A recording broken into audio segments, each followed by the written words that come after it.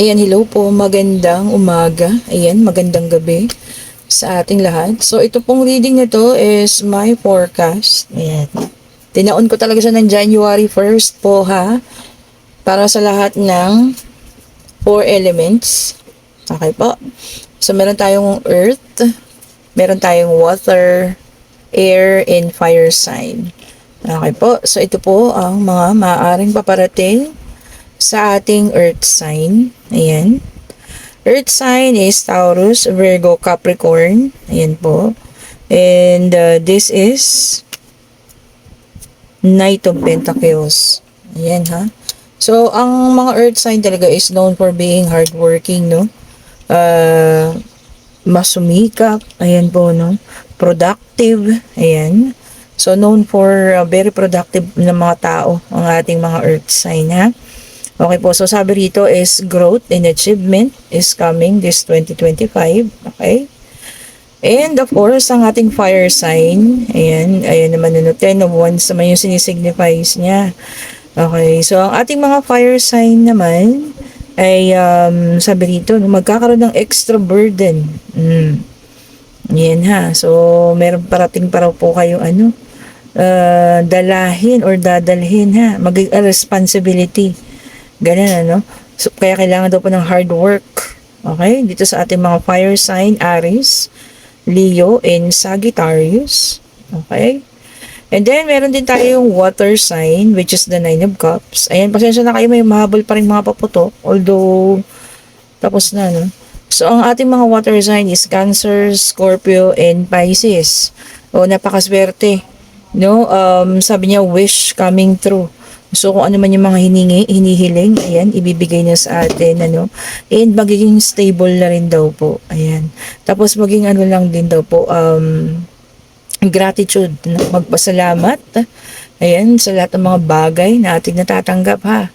Ayan, more gratitude, sabi, no. And then, ang ating pang-apat na element, which is the air sign, ayan, signifies naman ng 12 swords. Air sign is Gemini, Libra, and Aquarius. Ayan. So, within this year, sabi niya, magkakaroon ng difficult or mahirap na pagdedesisyon. Kasi 2 of swords, ano? So, talagang decision making. Kung ano man, ang dadaan kayo sa mahirap or mahirap, difficult na pagdedesisyon, ano? So, sabi niya, kailangan maisip natin yung tama po ha sa paggawa ng desisyon. And yung iba naman, sabi merong destiny. Okay, so yun, may destiny na daw po. Pwedeng sa love life, pwedeng sa trabaho, no? Nakadestined na. Kumbaga ngayon na makukuha po ha, ngayong taon na ito. Okay, so kinuha ko tong ating ang tawag dito, Uncover Your Past Oracle Card. This is an Oracle card po ha. Hindi naman siya actually sa past. Ayan. Pwede rin siyang sa future o paparating. Ayan. Nakita niyo yung nag-roll you agad. Okay. So this is for the earth sign. Ayan. Sabi exposed. Okay. So ayan ha. Ingat-ingat po ha. Maaaring kayo po ay maloko. Ayan. May mga swindler daw. Ano. So sa mga taga-earth sign, mga taga-lupa, mag-ingat po sa mga taong pagkakatiwalaan, magpapanggap na kaibigan. Ayan, kasi uwak ito oh, tignan nyo. Isa siyang uwak na tinutuka, Ayan, so ayan, maaaring mayroong mag-backstab, maaaring may tumuka sa inyo, no? So ingat-ingat po, ayan, maaaring magpanggap na kaibigan, maaaring magpanggap din na kayo'y minamahal, pero hindi naman ha. Ingat-ingat lang po sa mga taong pagkakatiwalaan. At ito naman ang ating, dalawa sila. So, ito muna tayo, ha. Ito ang ating sapphire sign. Ayan. Uy, sabi, ang ganda, fertility, paglago. Ayan, ha. Children. So, ibig sabihin po ay pagbubuntis. Ayan. Sa mga taga-fire sign, ayan, Aries, Leo, and Sagittarius, maaring magbuntis. Yung mga wala pang anak dyan. So, ayan, maaari pong magbuntis. Children. Signifies daw po ng children. And sa ating mga water sign, ito naman ang para sa inyo, Cancer, Scorpio, and Pisces. Ayan, magic. Ayan. Sorcerer or sorceress. Ayan ha. So tayo, kasi alam niyo naman yung pagmamagic, di ba? Ang magic ay talaga kusang paggawa Di ba talagang ginagawa ng tao yun, yung pagmamagic. So, nasa inyong mga kamay. Kaya signifies hands, no? So, ibig sabihin po, nasa inyong mga kamay, ang inyong paglago. Ayan. Maaring nasa inyo rin yung pag-ahon, no? Sa kahirapan, ayan. Kung meron man tayong dinadanas din, nahirap sa ngayon. So, magic. So, ibig sabihin kayo po ang gagawa, no? Yung mga kamay ninyo ang gagawa po para tayo ay makaahon. Oh, 'di ba? Maaring lucky kayo ngayong taon na ito, no? Pero kailangan din natin syempre ng paggawa. Hindi po puro swerte na lang, ha? Kailangan din natin yung pagkilos. Oh, 'di ba? At ito na ang para sa mga air sign, ayan. Reverent o religious devotion o mas mapapalapit ha sa ating Panginoon. Ayan, siguro mas palagian ng pagsisimba, no? Ayan, mas malalapit tayo sa Panginoon. O, ayan ha, maganda naman. O, 'di ba? Ang ating mga ang ating mga air sign. Ayan. Mas mapapalapit tayo sa Panginoon. Okay, check pa nga natin kung ano pa. Ayan. Lagay natin siya dito, no? Para makikita natin kung saan siya tatapat talaga. Okay po, tignan pa natin. Isang latag pa. Dito sa ating oracle card. Ito yung ginamit ko to ng mga yung mga nagpa-reading. Ayan. Para sa kanilang year 2025, forecast. Ayan, ginamit ko to. And then, diplomat. Ayan. So, peacemaker. O, ang iba naman dito sa ating earth sign ay magiging tagapagbate, ganyan.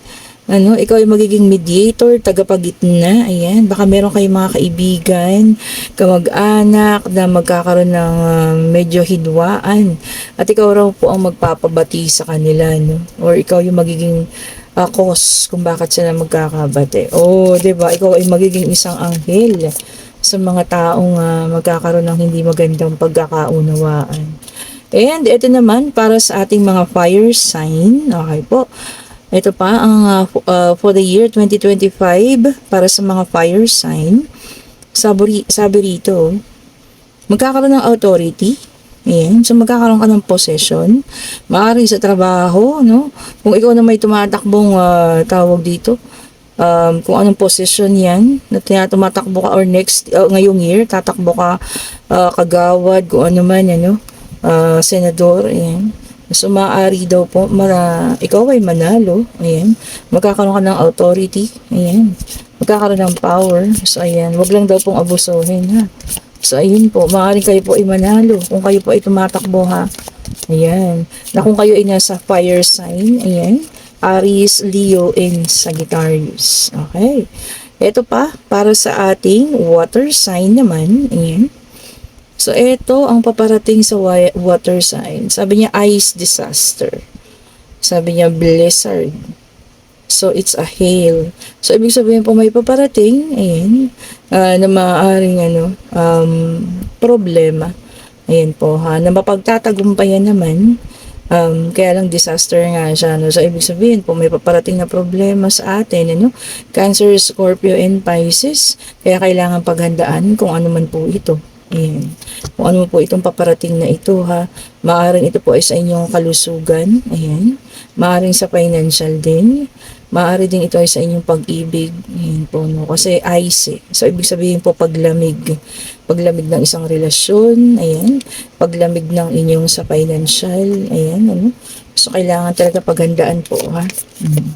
Kung ano man yan. Na yung paparating, Okay. Paghandaan po at alamin kung paano natin ito malalabanan. And then, dito naman, para sa ating air sign, sabi dito, murder. Ayan. Maaari ikaw po ay maging witness, no? Ayan. Hindi naman actual na talagang kamatayan, maaaring isang magtatapos na relasyon. Ayan, symbolizes din. Okay po. And sabi rin kasi dito, suicide. Okay. Baka maaaring may mag-isip ng mga ganyang bagay po. Naku, alisin po natin, ha. Yung bang sa sobrang kalungkutan, inyong maisip yung mga ganong bagay. Mag-isip po tayo ng marami pa tayong magagawa. Bukod po sa mga ganong bagay po, ha. Okay po. So, sana, alisin natin sa isipan natin yung mga ganon, ha. Kahit may lumabas na ganyan, hindi nyo kailangang malungkot. Okay po. Kailangan natin maging positive lang sa buhay. Iniwan ka man or ano man ang nangyari, no? Meron at meron pa rin pong magandang parating, ha? Lagi niyo pong tatandaan yan. Okay, and then, ang ating pinaka numeric card, ano, dito sa ating tarot card, pagka inyong kinumpute siya, kasi kinumpute ko na, so 2025, so 2 plus 0 equals 2, and then 2 plus 5 equals 7. So pag in-add nyo po siya is number 9. So ito po ang number sa white tarot card. Ayan, pasensya na kayo sa pinagsulatan ko ha. Okay po. Wala na tayong makitang papel dyan. So number 9 po siya. And kinuha ko na po lahat. Ayan, ng number 9 sa white tarot card. Ayan, kung nakita nyo ha. Major Arcana, sa Swords, ayan po, sa Cups, sa Wands, at itong sa ating Pentacles. Okay po. So, this year, ayan ha, expect na natin, this is a 5 card, merong soul searching. Okay po. Kasi lumabas ang ating The Hermit. Ibig sabihin sa atin, marami ang gusto ng katahimikan lang, peace of mind. Okay po ha. Maraming mas gugustuhin yung manahimik na lang, ano. Kung ano man yung mga pangyayari, iiwan na sa 2024 at pagdating ng 2025, gustong manahimik na lang. Okay po. Regardless kung anong sign ka man, ano, ayan, mas maraming pipili ng katahimikan. Okay. And then dito naman sa swords, meron pa rin tayong 9 of swords. Okay po.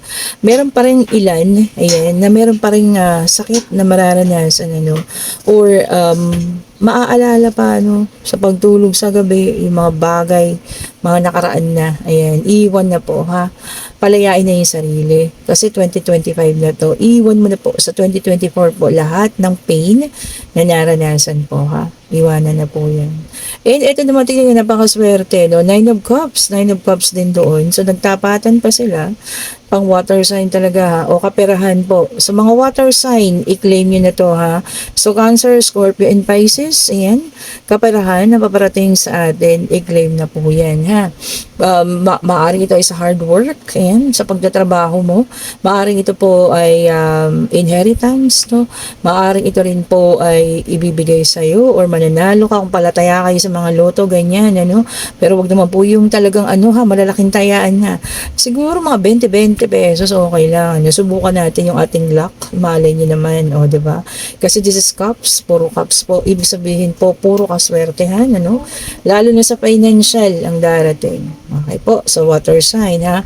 Hindi lang pala sa water sign. And this is goes to lahat na lang sign yan. Whether you're a water sign, air, earth, o kaya fire, ano? So, ayan po. And then, meron tayo ditong 9 of Wands. Pagbangon. Kita nyo naman na, survivor. Ayan, ibig sabihin, ano, mas marami ang pipiliin mag-survive at pumangon na sa mga hirap na naramdaman ng 2024, ano. Kung ikaw man ay nakaranas sa kahirapan, sakit sa puso, yung mga naramdaman na ganyan, ano, bumangon na raw po. Kita nyo naman siya, oh, may benda yan, pero nakasurvive, nakatayo po.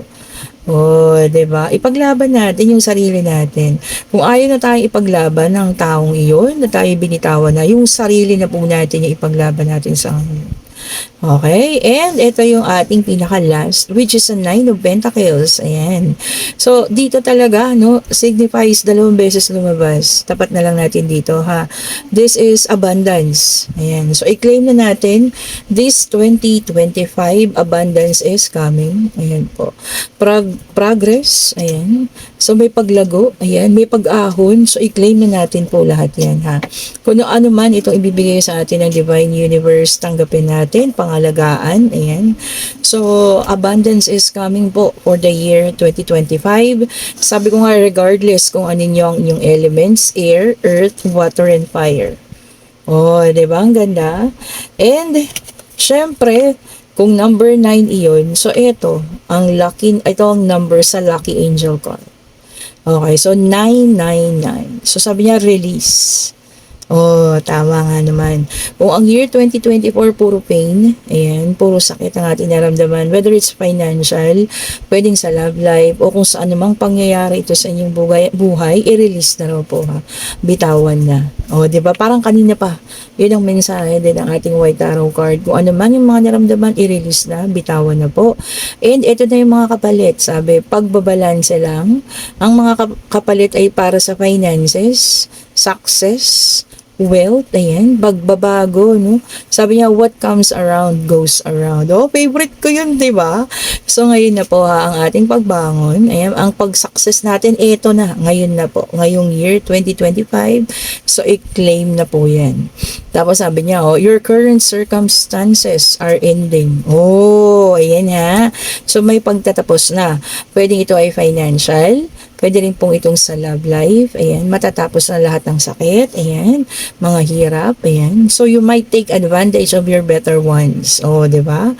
If you're experiencing a significant change or conclusion, viewing your life as a series of cycle of chapters may be helpful. How can you make room for something new to emerge? O, ayan. Tama-tama po, release, pagbitaw. Kasi raw po, ito na, paparating na, may pagbabago na parating sa buhay natin. Oh, ang ganda po ha. So, this is a promise of a new beginning. Whether if it's on your love life, financial, ayan, stability, no? So, ayun po. Ayan po ang mga promise for the year 2025. Sabi ko nga pulutin ang para sa inyo at itapon po ang hindi. Okay, so kung sino man yung may gustong manahimik lang, ayan, or talagang gusto ng panibago, pagsisimula, ano, pagbitaw sa nakaraan, ayan, pagiging survivor, ika nga, no? Okay po. Thank you so much po ha. At eto na, kinuha ko na ang ating yes and no card.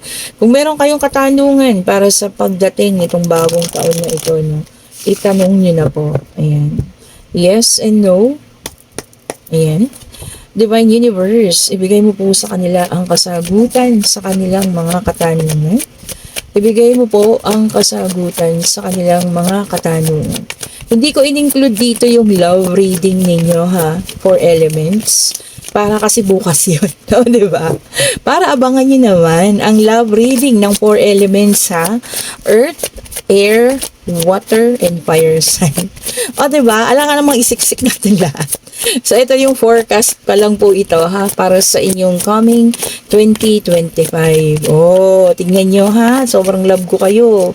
So, dinalawa ko siya para may concentration tayo para sa pag-ibig ninyo next day, bukas. Oh, diba? Baka mag-live po ako mamaya ha, kasi wala akong pasok. Abangan nyo naman. Mamaya pa mga 11, mag-live tayo dito sa YouTube. Tapos magkakaroon ako ng gift ko sa inyo. Yes and no reading, ha? Ito, gagamitin natin itong favorite ko. Ayan. Eh, nakita nyo yan, nag-flip na. Ito na po siya. So, tingnan natin ang kasagutan. Yes po. Oy! Kung ano man ang itinanong mo, yes, and. Kanina ko pa sinasabi, pajulit-julit ako, no? Diba? Abundance. Okay, tap nyo po. Hanggang dito sa huling card, ayan, ang yes and no card, abundance is a promise, a new beginning. Abundance is coming. So, claim natin. Sahudin natin ha. Okay po. Sahudin natin, pag-ingatan kung ano mo itong ibibigay sa atin ng Divine Universe at ng Panginoon. Ano? Pag-ingatan po ang abundance na ito na paparating sa buhay natin. Ayan. At ito po ha. Huwag din yung kalimutan. Siyempre, meron pa rin tayo mga bracelet. Ayan. January 29 po ang Chinese New Year. So kung gusto nyo na mas lalang abundance, siyempre, magsuot na ng ating mga bracelet na umorder na kayo today. Itong ating set ng Evil Eye, kompleto na yan. May bracelet. Kagaya ng aking suot. Ayun po, oh. Tingnan nyo naman, hindi nagbabago. Yan, naglalaba pa ako niyan, ha. Non-tarnish. Okay po. And, syempre, ang ating combination. Ayan, kung sino may gusto ng clarity. And, yung negative energy ay mawala. Ayan. At meron tayong Black Rose Tourmaline. Ayan, napakaganda rin. Okay po. At syempre, ang ating amethyst. Ayan po ang ating amethyst ha. Ayan po. So, ayan. Para sa good health, good luck. Ayan po. And etong ating rose quartz. Kung gusto niyo naman mag-concentrate lang sa inyong pag-ibig, syempre rose quartz ang katapat niyan. Ayan, inurong ko lang. At ang ating napaka-powerful na jade, which is cold stone from the heaven. Ayan po ha, ang ating powerful jade. Ayan, kung sinong gustong makasuot, mag-order na kayo. Nandiyan po yung link sa aking comment section ha. At ito po ang Black Tourmaline with Evil Eye. Ayan. Meron din tayong isa, Black Tourmaline Luminous. Hindi ko pa rin naiayos. Diba? New Year na. Pasensya naman. Ang dami lang pong hinabol ng nakaraang December. Ano? At syempre ang ating Tiger Eye. Ayan, magsibilihan na kayo ha. Okay po, para ngayong New Year, pasukin tayo ng kaswertehan. At syempre po, ang wala nang kailangang patunayang tourmaline mantra. Ito yun. Citrine mantra. Ayan po yan ha. And meron tayo yung isa, classic yellow citrine talaga siya. Ayan po, no? Kung sino may gusto na may piyaw, ayan. Pero the piyaw is, sabi ko nga, hindi siya, hindi siya gold, ayan. Pero maganda naman yung klase ng piyaw kasi hindi siya madaling mag-tarnish. Ayan po, ingatan lang.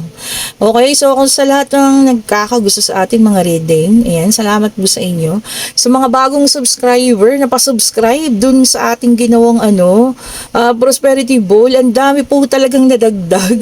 16,000 views. Ayan, hindi ko inakala ang ating simpleng Prosperity Bowl ay talagang panonoorin ng ganun kadaming katao, no? So sana lahat po swertehin sa lahat ng mga gumaya ng ating Prosperity Bowl. Hindi nga, sa lahat ng mga gumawa ng Prosperity Bowl, swertehin tayong lahat. Ayan, tuloy-tuloy ang kaswertehan. Ayan. At sana po ay hindi maubos ha, dumaloy hanggang Desyembre. Ayan, 2025 po. Thank you so much po for watching. Ayan, abangan ninyo ang exclusive love reading ng mga elements, no? Water sign, earth, fire, and air para bukas po. Thank you so much po. Have a great day. Happy New Year po ulit sa lahat. Ayan. Ang dalangin ko lang po lahat ay peace of mind, sabi ko nga. Bagong love life para sa iba. Yung mga umayaw niya, pangkabuhayan showcase na lang, sabi nga nila, no? Yun na lang, okay na daw sila doon. Okay pa rin po yun, alam kong ibibigay ng Panginoon niya, lalo't higit alam niya kailangan ninyo po, ha. Happy New Year po sa lahat, have a great day, and salamat po sa mga bagong subscriber, sa mga dati na, sa mga bumabalik. Ayan, kung hindi po dahil sa inyo, walang Mystic Tarot po, ha. Mula sa 3 subscriber, ngayon po 8,000 na, pa 8,000 subscriber na tayo. Thank you so much. So, have a great day, stay safe, Happy New Year po ulit, bye bye po.